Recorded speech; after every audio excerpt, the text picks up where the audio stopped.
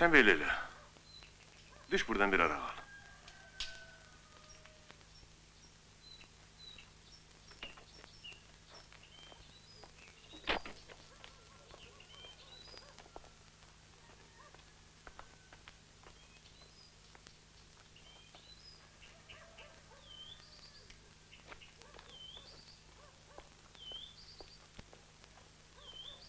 Pul istəyir.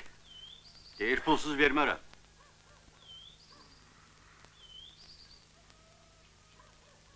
Pul istəyir.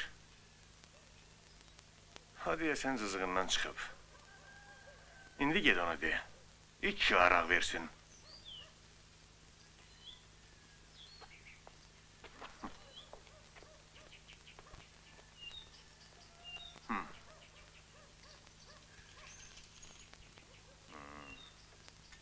Bağışla. Sağ ol bağışla. Bilmedim hiç sen.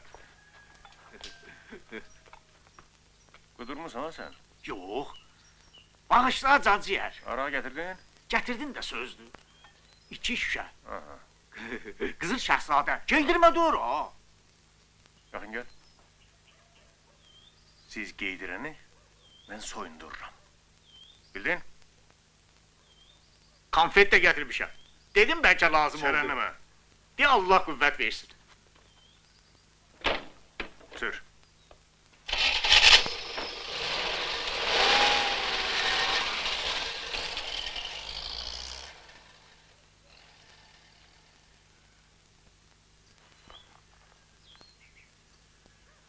İyi.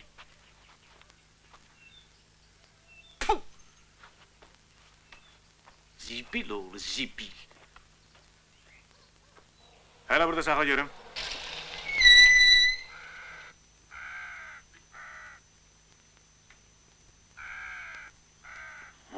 Oha.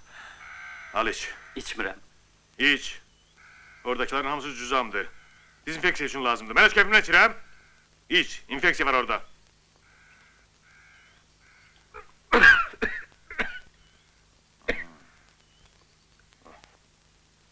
İte bak. Laf it günündedir ki. Bizim kimi. Çərənləmə. Sən elə küçüksən, it deyilsən. Neyse, sen mənə diqqətlə qulaq as. Maşından düşmürsən, heç kimlə söhbət eləmirsən, heç kimlə ünsiyyət olmaz və nə badə, maşına bir adam minsin. Bildin? Oldu. Getdik.